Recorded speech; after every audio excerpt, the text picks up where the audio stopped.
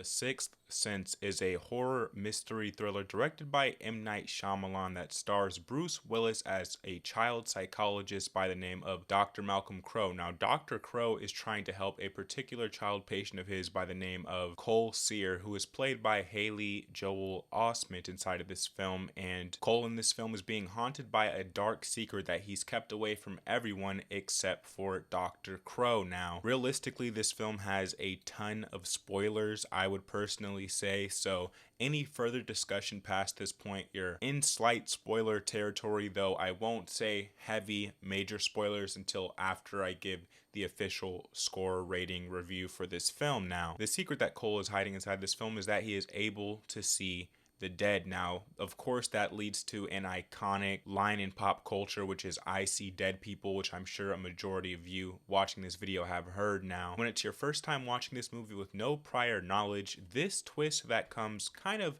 halfway into this movie, about 40 minutes into this movie, is absolutely mind-blowing. I love the reveal that Shyamalan put into this film with that, because leading up to it, they give you slight hints the entire way through, which we'll discuss more as we go throughout this review. Now, the concept for this film is genius. It's classic horror where you have this child who is a medium but doesn't exactly know how to feel about it or how to deal with it, being as it would be absolutely horrifying to be a medium as a kid, of course, right? Now, not only is the concept for this film genius, but more particularly the execution of this concept is what's genius by M. Night Shyamalan here, because he takes this concept, he takes this idea and showcases every single element of why this would be absolutely terrifying to experience. Now, Cole inside this film is able to see and communicate with the dead from a multitude of generations and time periods, which leads to him being this notoriously troubled child in school and with his parent and just to anyone else around him. I mean, they call him a freak quite a lot inside of this movie because of this supernatural ability and the way it forces him to react to it. And the writing and the screenplay for this film is absolutely top-notch storytelling, which M. Night Shyamalan not only directed this film but also wrote the screenplay for it. So despite him having hits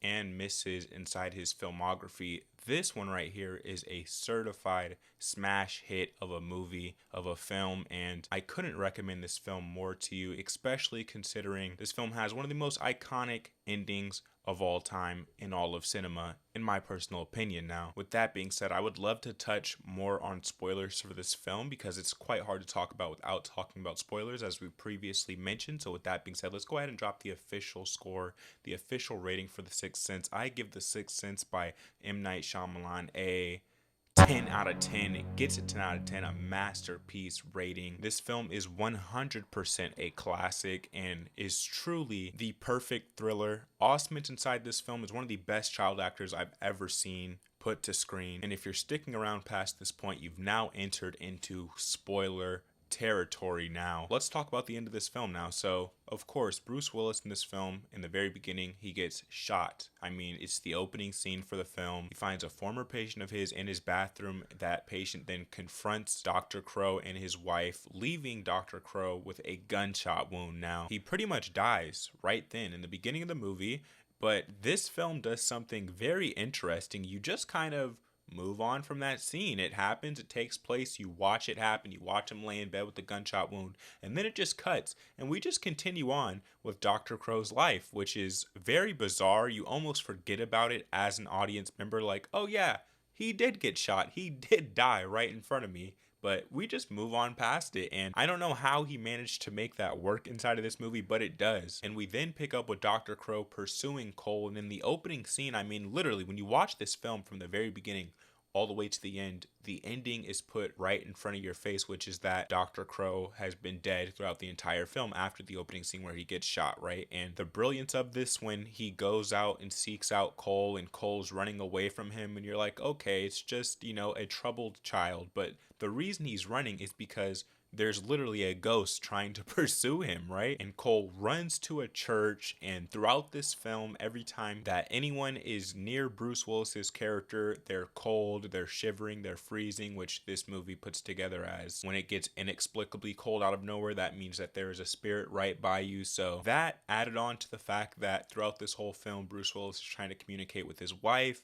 he misses and is late to their anniversary, and she's very distant, very non-talkative, never looking at him, never even acknowledging his existence for the most part. And you as the audience are just thinking, okay, she's mad at him, he was late to the anniversary, they're having relationship problems, it appears that she can potentially be seeing someone else, but you fail to realize that this is all taking place because he's dead the whole time. I mean, there's so many different levels that this film is operating on, and all of them are genius. Now, another one of my favorite moments from this film is you end up going to a funeral that these two parents are having for their child, and while at this funeral, Cole has a run-in with the ghost of the child, and that child points them in the right direction of what truly caused her death. Now, this may be the most horrifying scene in the entire film because what is revealed to the audience is a videotape, and revealed to the parents, by the way, in the scene. And we put in the videotape at the funeral